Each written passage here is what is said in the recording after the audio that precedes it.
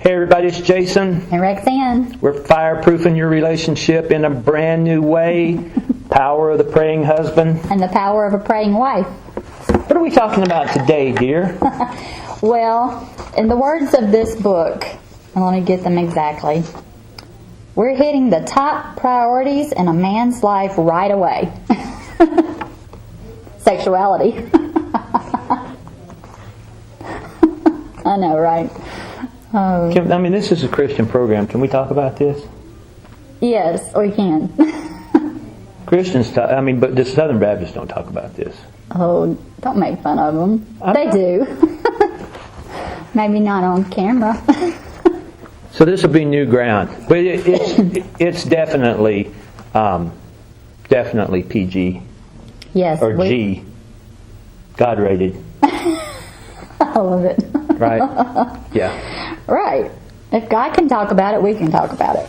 Right, exactly. So this is really going to help you if you're struggling with understanding and coming to terms with sex, because honestly, sex is one of the biggest, second only to finances. Right.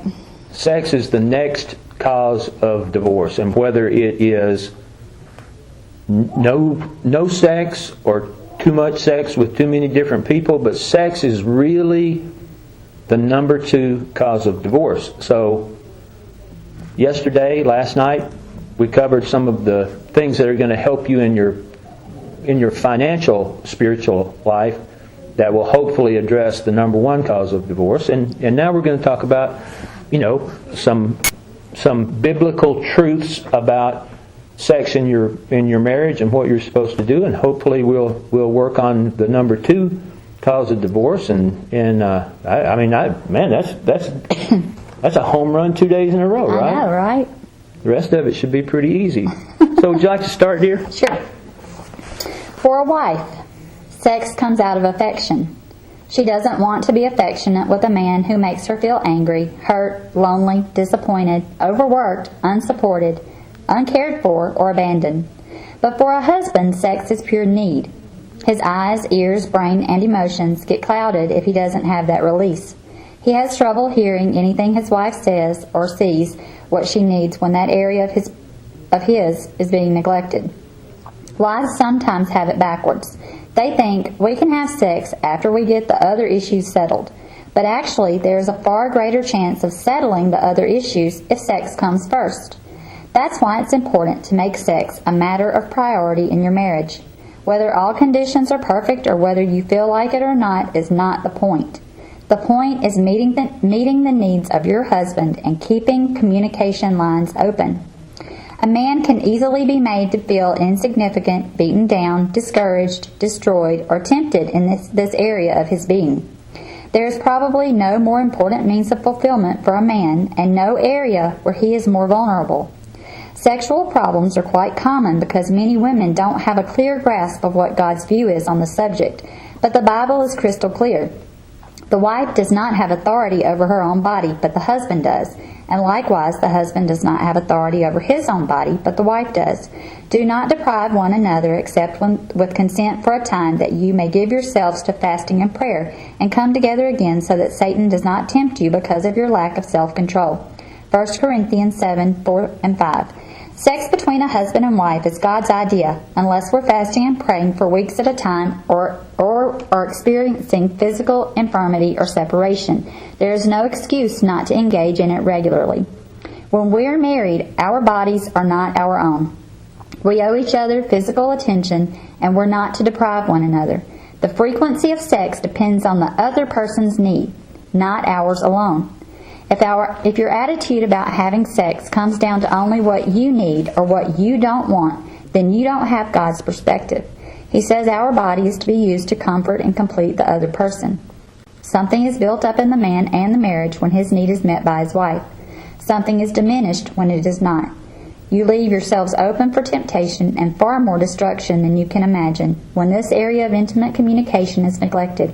It can happen to anyone, and that's why the sexual aspect of your marriage and your husband's sexuality need to be covered in prayer. And it's best to start praying about it before you have to.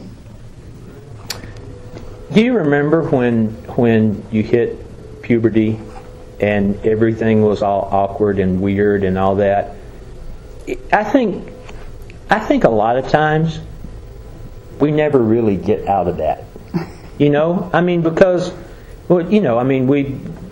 we come in contact with people that have a wide range of problems. So some of us tend to carry that sort of awkward confusion with us throughout life, and it shouldn't be that way for you.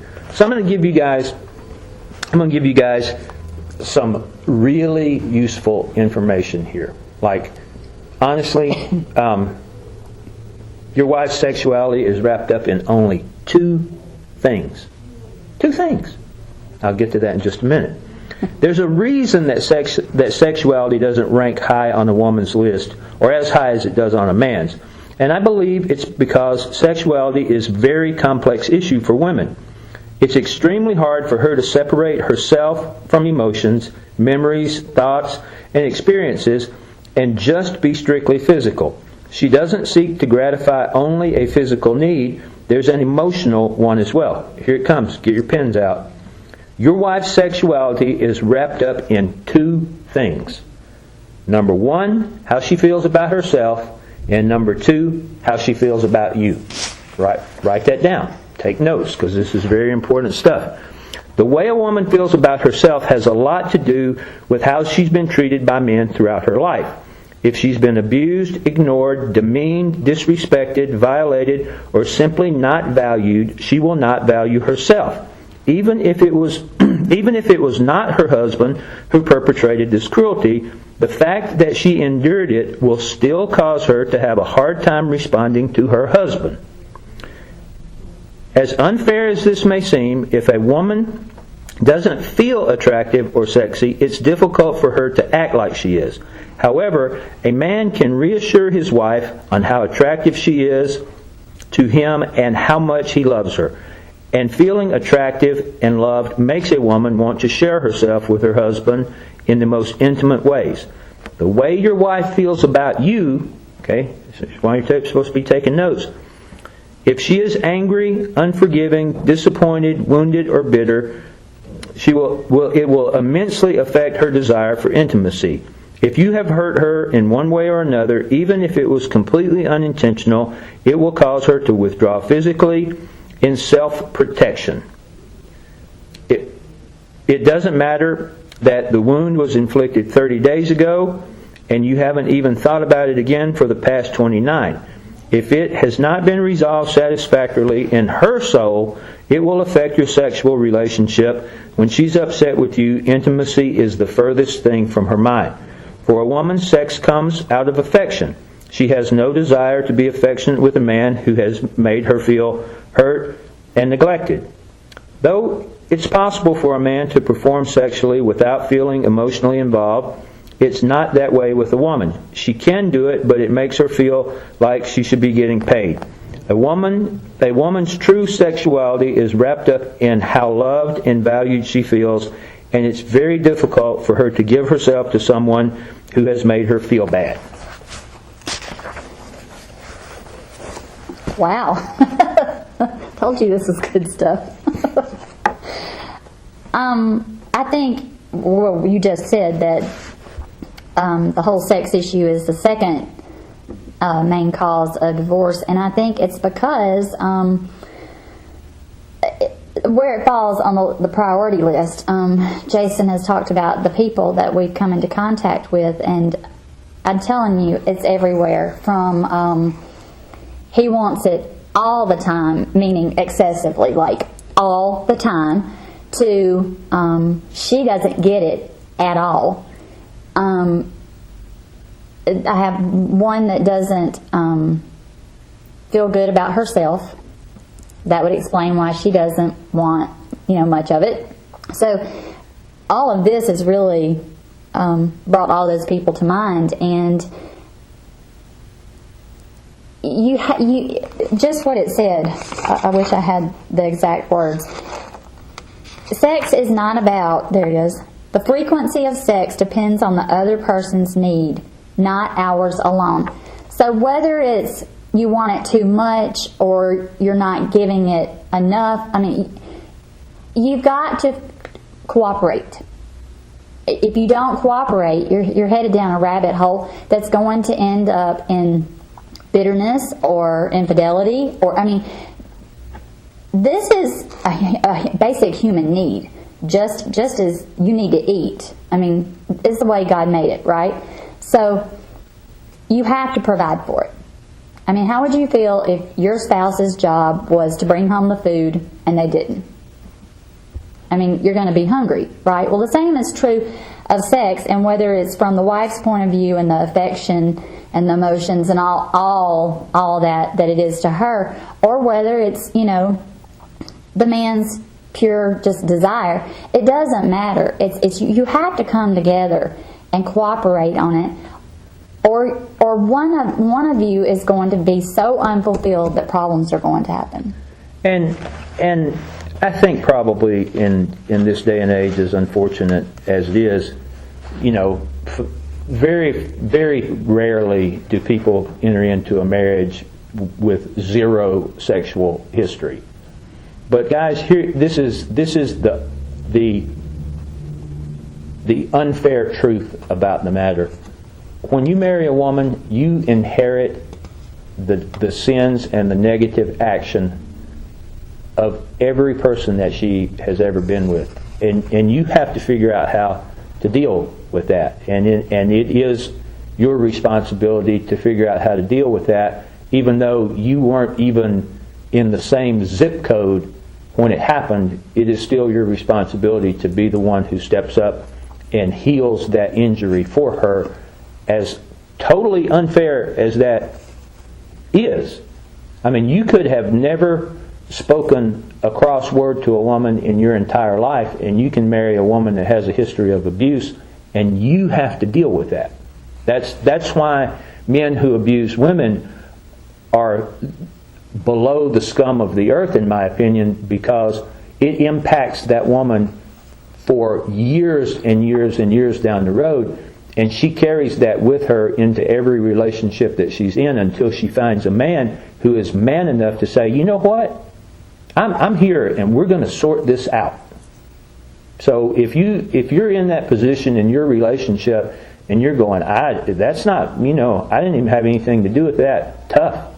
You signed up for it. You're the one who has to deal with it, and it is only through being a rabid prayer warrior for your wife that you can get these things healed. And I mean, I hate to be the bearer of bad news, but that's just the way it is. You talked about the awkwardness and not growing out of the awkwardness, and I think part of the problem too is the communication part.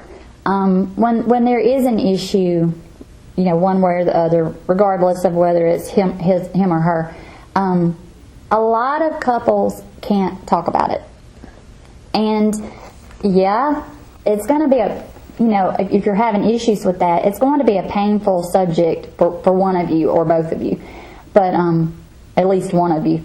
And if you can't talk about it, you can't fix it. So as hard as it's going to be at first, you've got to talk about it. And we've said this over and over and over in our regular Fireproof lessons. You have to be able to communicate about everything, and you've got to make sure your spouse feels like they can come to you and talk about anything. Because if you put up a wall there, first of all, your spouse is going to be hesitant to come to you at all. And then what we say earlier, things start to compound, and it just gets worse and worse and worse, and feelings get more hurt and more hurt. So you've got to be able to talk about everything. I mean, the ideal marriage is one where you can talk about everything, and it's everything is a team effort. Every subject, every part of your life together is a team effort. So I'm going to give you some helpful hints to help you figure this out there, guys, because I have a list, right? Please pray for your wife that your sexual relationship will be fulfilling for both of you. You will be unselfish with each other. Romance will stay alive in your marriage. There will be great affection and desire between you. She will be understanding of your needs. She will not be too exhausted to be intimate, because remember, if she's slaying dragons and cleaning the house and doing the kids and all that, then, if she's too exhausted, then maybe you should... Got it? Okay. And that you'll be able to please one another sexually. And I think this, you girls out there can substitute the he's for the she's in that, because that would really cause some dynamic changes to happen in your relationship if you guys both spent some time in earnest prayer with those few little topics there. Well, you made a really good one of the points that you made. So get your own book. Share.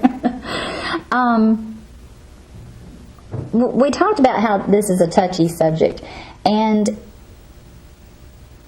I'm having trouble finding the part that you read. Romance and it staying alive and creating great desire between you, that can take some work. I mean, you aren't, especially as you age, things start to change, and sometimes you may have to put more effort into it than you used to, and that's okay. And that's part of where the whole communication comes in. If you're not talking about whatever issue you're having, or whether it be physical or emotional or whatever, you can't get to a place where you can fix it. So there may be some really some things you really don't want to have to talk about, but it's your spouse. You should be able to talk about anything, even though it's uncomfortable. You should be able to talk about anything.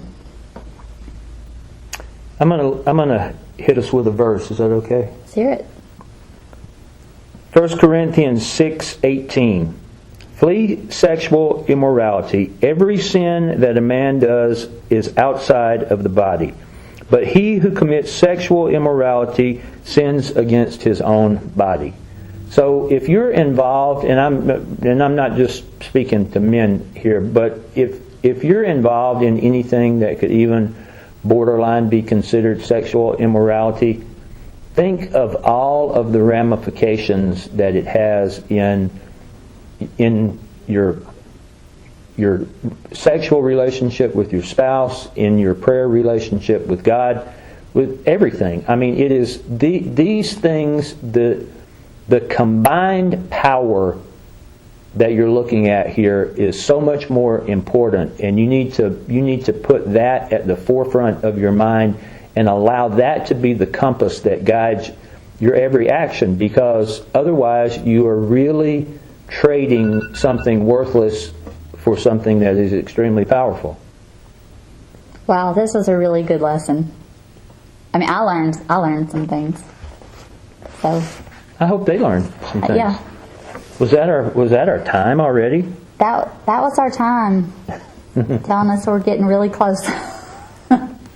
Guys, obviously we're growing. We're loving what we're doing. We really thank you for supporting us, for watching us, for sending us your feedback, hitting us with your success stories and your challenges and all that. I mean, that is why we do this, because this is our mission to help people by allowing them to come in and see this window into our life, because that's what God has moved us to do, and it is a wonderful, wonderful thing for us in many, many ways.